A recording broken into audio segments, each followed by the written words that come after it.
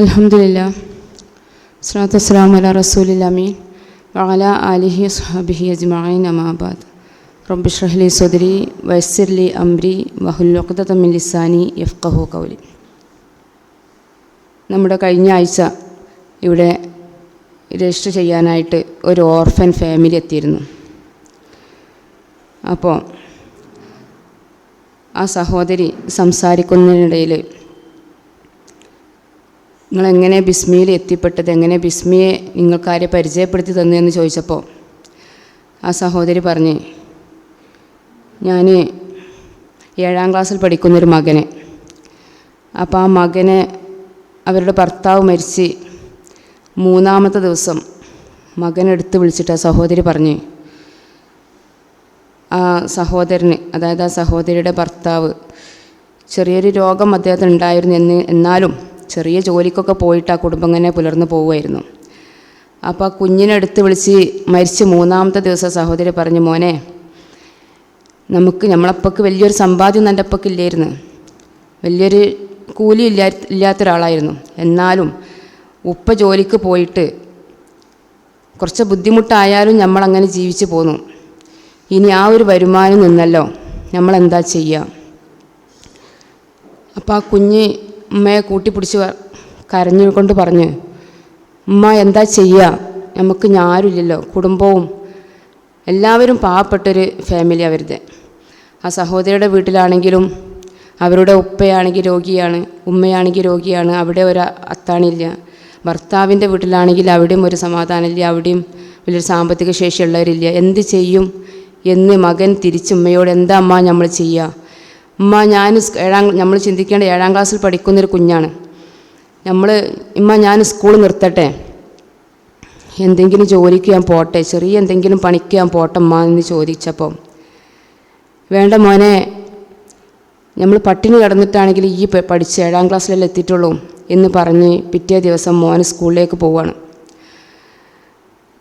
സ്കൂളിലേക്ക് പോയ മോന് വളരെ ടെൻഷനോട് കൂടി ക്ലാസ് എടുക്കുമ്പോഴൊക്കെ ബെഞ്ചിൻ്റെ മുകളിൽ ഇങ്ങനെ കടന്നപ്പം അധ്യാപകന് ആ കുഞ്ഞിനെ വിളിക്കുകയും, കാരണം ഇപ്പം മരിച്ചൊരു 4ാമത്തെ ദിവസമാണ് ഈ കുട്ടി സ്കൂളിലേക്ക് പോണത്.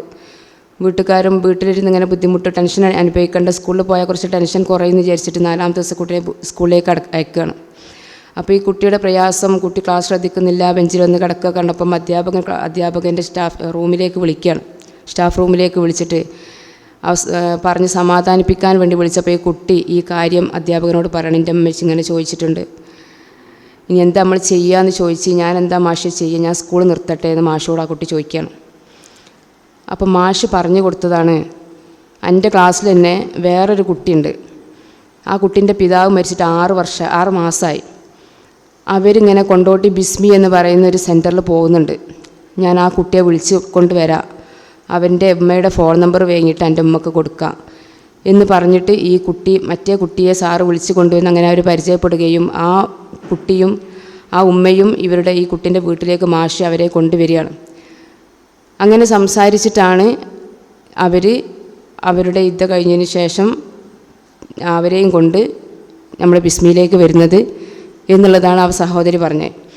വളരെ സന്തോഷത്തോടു കൂടി ഇങ്ങനൊരു സംഭവം അറിഞ്ഞതുകൊണ്ട് ഞങ്ങൾക്ക് എൻ്റെ മക്കൾക്കും എനിക്കും സമാധാനത്തോടു കൂടി ഇനി ജീവിക്കാലോ എന്ന് പറഞ്ഞിട്ട് കാക്കയുടെ അടുത്തുനിന്ന് വളരെ സമാധാനത്തോടു കൂടിയുള്ള ഒരു അനുഭവം ആ സഹോദരിക്ക്, ഒരു ബേജാറോടെ സമാധാനത്തോടു കൂടി പോയിക്കോളൂ എന്നുള്ള സമാധാനം കിട്ടിയതോടു കൂടി ആ സഹോദരിക്ക് പിന്നെ ടെൻഷൻ ഇല്ലാതെ ആ മക്കൾ മടങ്ങി നമ്മളെ ബിസ്മിയിൽ നിന്ന്. ഇത്തരം ആളുകളെ ചേർത്ത് പിടിക്കുന്ന നമ്മളെ ബിസ്മിയിലെ പ്രവർത്തകരായിട്ട് മാറാൻ അള്ളാഹു താല നമുക്ക് ഈ ഭാഗ്യം തന്നത് അള്ളാഹുവിനെ എത്ര സ്തുതിച്ചാലും മതിയാവില്ല. അതുപോലെ തന്നെ നമ്മൾ തെറാപ്പി സെൻറ്ററിൽ ഒരു സഹോദരന്, ആ സഹോദരനും ആ സഹോദരനെ നോക്കുന്ന അദ്ദേഹത്തിൻ്റെ ഭാര്യയും, അപ്പോൾ അവരോടിങ്ങനെ സംസാരിക്കുന്നതിനിടയിൽ നിങ്ങൾക്ക് എന്തായിരുന്നു ജോലി എന്ന് ചോദിച്ചപ്പോൾ ആ സഹോദരനോട് പറഞ്ഞ്, ഞാനും മോളെ എല്ലാ പണിയെടുത്തണം, ഹറാമായ പണിയല്ലാത്ത ഹലാലായിട്ടുള്ള എല്ലാ പണിയെടുത്തും ഏറ്റവും വലിയ പൊസിഷനിൽ ഞാൻ നിന്നിട്ടുണ്ട്, ഏറ്റവും താഴ്ന്ന കൂലിപ്പണിക്കാരൻ്റെ ഏറ്റവും താഴ്ന്ന നിലയിലുള്ള ജോലി ഞാൻ ചെയ്തിട്ടുണ്ട്. എനിക്കിത് മാത്രമല്ല പരീക്ഷണം, എനിക്ക് എന്നെപ്പോലെ ഭിന്നശേഷിയായിട്ടുള്ള, അതായത് തെറാപ്പിയൊക്കെ ചെയ്ത് നടന്ന ഒരു കുട്ടി എനിക്ക് ഉണ്ട്. അങ്ങനെ ആ കുഞ്ഞിനെ പ്രസവിച്ച് അന്ന് മുതലേ ആ കുഞ്ഞിന് ആ അസുഖം വന്ന് അന്ന് മുതലേ ആ കുഞ്ഞിനെയും കൊണ്ട് നടക്കുകയാണ് ഞാനും എൻ്റെ ഭാര്യയും. അതിന് ഇടയിലാണ് ഇപ്പോഴും എൻ്റെ കുഞ്ഞ് അങ്ങനെ തന്നെയാണ്. അതിനിടയിലാണ് എനിക്കും സ്ട്രോക്ക് വന്നിട്ട് ഞാനും ഈ തെറാപ്പി ചെയ്യാൻ ഇവിടെ എത്തിയത്. അപ്പോൾ നിങ്ങളെ കുഞ്ഞിൻ്റെ അടുത്ത് ആരാ? കുഞ്ഞിൻ്റെ അടുത്ത് എൻ്റെ ഭാര്യൻ്റെ അമ്മയും വേറെ കുടുംബക്കാരും അവരെ നോക്കുകയാണ്. അപ്പോൾ ഞാൻ എൻ്റെ ഭാര്യ ഇങ്ങോട്ട് ഇന്നെ നോക്കാനും പോന്നു. ആ സഹോദരൻ അത് പറഞ്ഞിട്ട് കാര്യങ്ങൾ അവരുടെ ജീവിതം മുൻകഴിഞ്ഞു പോയ ജീവിതം അവർ പറയുമ്പോൾ അവർ കരയുന്നുണ്ടെങ്കിലും എന്നാലും ഇപ്പോഴുള്ള ജീവിതത്തിൽ ഈ ഒരു അവസ്ഥയിൽ അല്ലാഹു തആലയോട് അൽഹംദുലില്ലാ പറയുന്ന ഒരു ഈ ഭാഗം. എന്നിട്ട് അവർ പറയുന്നുണ്ട്, കുറേ ക്യാഷ് എൻ്റെ മകനും വേണ്ടി ഞാൻ ചിലവാക്കി. അപ്പോൾ എനിക്കിങ്ങനെ അവസ്ഥ വന്നപ്പം ഇനി നോക്കണ്ട, കാരണം മകന് വേണ്ടി കുറേ ഈ അവസ്ഥക്കും വേണ്ടി കുറേ ക്യാഷ് ചിലവാക്കിയ ഒരു കുടുംബമാണല്ലോ. അപ്പോൾ എനിക്ക് അദ്ദേഹം അധ്വാനിച്ചിട്ടാണല്ലോ ആ കുട്ടിയെ നോക്കിയിരുന്നത്.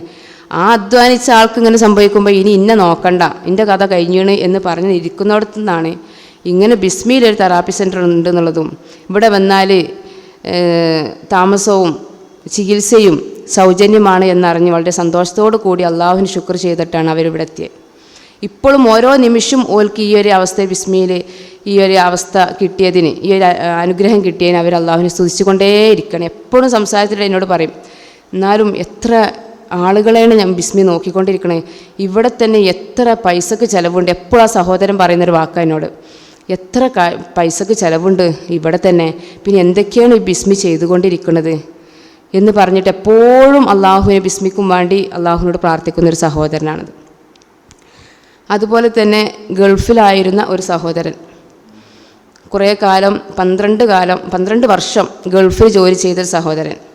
ആ സഹോദരൻ അവിടുന്ന് സ്ട്രോക്ക് വന്ന് 7 മാസത്തോളം അവിടെ ചികിത്സിച്ച് അവിടെ എന്താ പറയുക ചങ്ങായിമാർ ഫ്രണ്ട്സുകളായിരുന്നു അവിടെ, അവരെ എല്ലാവരുടെയും സഹകരണത്തോടു കൂടി അവിടെ ചികിത്സിച്ച് അദ്ദേഹത്തിൻ്റെ ഭാര്യയെ ചികിത്സ ആവശ്യാർത്ഥം അങ്ങോട്ട് കൊണ്ടുപോയി. അദ്ദേഹത്തിൻ്റെ അടുത്ത് നിൽക്കാൻ, അദ്ദേഹത്തെ പരിചരിക്കാൻ വേണ്ടി അവർ ഭാര്യയെ ഗൾഫിലേക്ക് കൊണ്ടുപോയി. അവിടുന്ന് അദ്ദേഹത്തെ ചികിത്സിച്ച് ലാസ്റ്റ് അവിടുന്ന് ഡോക്ടർ പറഞ്ഞു നിങ്ങൾ നാട്ടിൽ പൊയ്ക്കോളൂ എന്ന് പറഞ്ഞിട്ട് സുഖാവാതെ നാട്ടിലേക്ക് വരികയാണ്. നാട്ടിലേക്ക് വന്ന് ഇവിടെ വന്ന് നമ്മൾ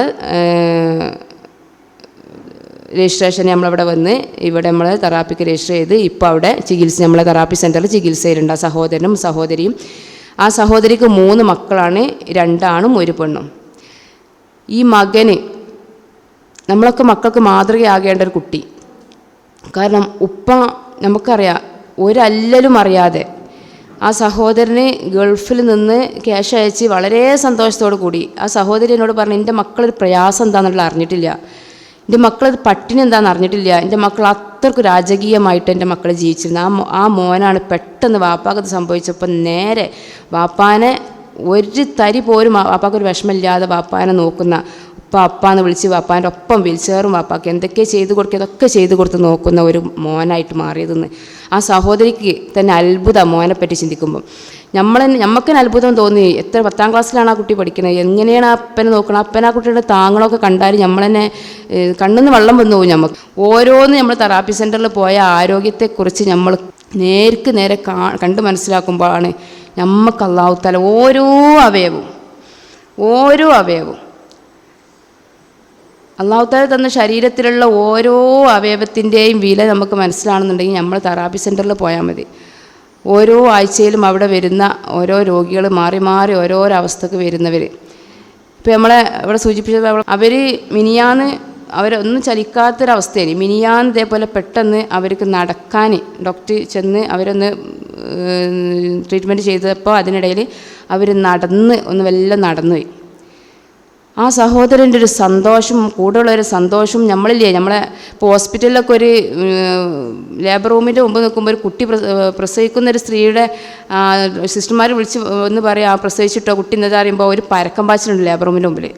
കാരണം എതിർക്കാനും സന്തോഷത്തോടു കൂടി അന്നതുപോലുള്ളൊരു അങ്ങോട്ടും വേണ്ടി ഭയങ്കരത് ഇങ്ങനെ നടന്നിട്ടൊന്ന് പറയുമ്പോൾ ഞാൻ പോയി നോക്കിയപ്പം കാണുന്നത് ഭയങ്കര സന്തോഷത്തോടു കൂടി എല്ലാവരും ഭയങ്കര സന്തോഷം. സഹോദരനാണെങ്കിൽ ചിരിക്കുക. അപ്പോൾ ഞാൻ ചോദിച്ച് നടന്നല്ലേ ഉഷാറായല്ലോ അൽഹംദുലില്ലാ, ഭയങ്കര സന്തോഷത്തോടെ നടന്നതെന്ന്. പിന്നെ എന്താ ട്രീറ്റ്മെൻറ്റ് ഇങ്ങനെ സക്സസ് ആണതനുസരിച്ച് നമ്മളെ രോഗികൾക്ക് ഭയങ്കര പ്രതീക്ഷയാണ്. പിന്നെ അതിൻ്റെ പിറ്റേന്ന് അതിൽ നേരത്തെ വരാൻ നോക്കുകയാണ്. കാരണം എന്താ, തലേന്ന് ഈ സക്സസ് ആയത് കാണുമ്പോൾ പിറ്റേന്ന് അവർ പെട്ടെന്ന് വന്നാൽ ഇനിയും മാറ്റങ്ങൾ കാണുന്നുള്ള ആ പ്രതീക്ഷയോട് കൂടി വരുന്ന രോഗികൾ നമുക്കണ്ട് കാണുമ്പോഴല്ലേ നമ്മൾ ഒരു ബുദ്ധിമുട്ടില്ല, നമുക്ക് എവിടെ പോകണം, എന്ത് ചെയ്യണം, എങ്ങനെ ജീവിക്കാൻ നമ്മുടെ ശരീരം കൊണ്ടുള്ളൊരു അള്ളാഹു തആല നമുക്ക് തന്ന അനുഗ്രഹങ്ങൾ നോക്കി കാണാൻ പറ്റിയ ഒരു അവസ്ഥയാണ് നമ്മളെ ഫിസിയോതെറാപ്പി സെൻറ്റർ. അള്ളാഹു തആല അത്തരം അവസ്ഥയിൽ നമ്മളൊന്നും മരണം വരെ പെടുത്താതെ ഇത്തരം രോഗികൾക്കൊക്കെ ഒരു അത്താണിയായിട്ട് മാറാൻ നമ്മളെ ബിസ്മിയിലെ കൂട്ടായ്മയിൽ നിൽക്കുന്ന നമുക്കെല്ലാവർക്കും അള്ളാഹു തആല അനുഗ്രഹം ചെയ്യുമാറാവട്ടെ. നമ്മുടെ ബിസ്മി മുന്നോട്ട് കൊണ്ടുപോകുന്ന നമ്മുടെ അമീറിനും എല്ലാവർക്കും അള്ളാഹു തആല തക്കതായ പ്രതിഫലം നൽകി പൂർണ്ണ ആരോഗ്യം മരണം വരെ നൽകി അനുഗ്രഹിക്കുമാറാവട്ടെ. വാഖിറു ദഅ്വാനാ അൽഹംദുലില്ലാഹി റബ്ബിൽ ആലമീൻ. അസ്സലാമു അലൈക്കും വറഹ്മത്തുള്ളാഹി.